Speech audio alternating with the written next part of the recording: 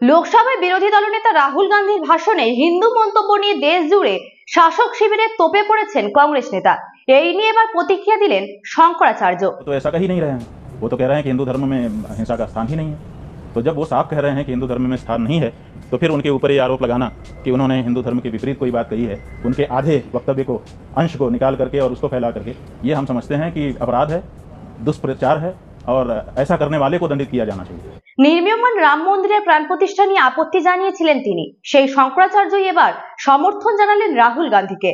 লোকসভায় বিরোধী দলনেতা হিসেবে প্রথমবার ভাষণে তীক্ষ্ণ বক্তব্য রাখেন রাহুল গান্ধী।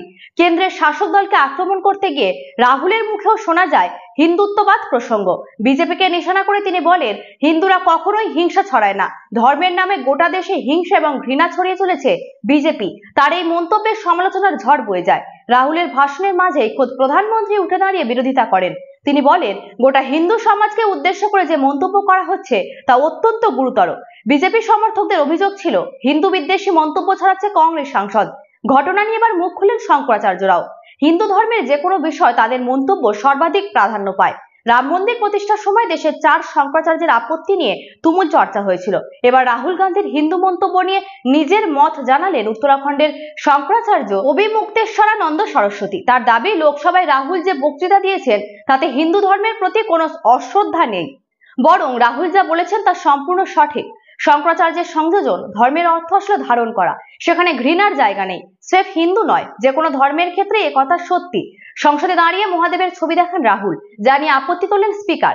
একই সঙ্গে অভয় মুদ্রা দেখিয়ে ব্যাখ্যা করেছিলেন কংগ্রেসের রায়বেরেলির সাংসদ। এই অভয় মুদ্রা প্রতীকের সঙ্গে সব ধর্মের কি যোগসূত্র তা এক এক করে বর্ণনা করেছিলেন রাহুল। তা নিয়েও বিতর্ক কম হয়নি। ইসলামের সঙ্গে অভয় মুদ্রার কোনো যোগ নেই, এই দাবিতে সরব হন এক মৌলবী। সংসদের অন্দরে বিরোধী দলনেতার বক্তব্যের মাঝেই আসরে নামতে হয় কেন্দ্রীয় মন্ত্রিসভার সদস্যদের।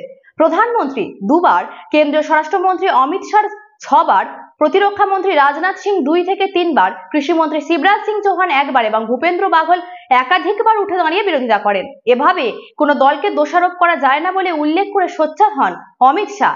একইভাবে রাজনাথ সিং সহ অন্যান্য বিজেপি নেতারাও রাহুলের বিরোধিতা করেন সংসদে বসেই।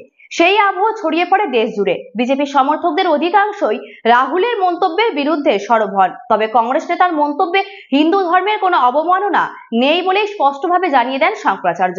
বরং রাহুলের বক্তব্যের ভুল ব্যাখ্যা করা হয়েছে বলেই তার দাবি। শঙ্করাচার্যের অভিযোগ, রাহুলের বক্তব্যের নামে অর্ধসত্য প্রচার করা হচ্ছে।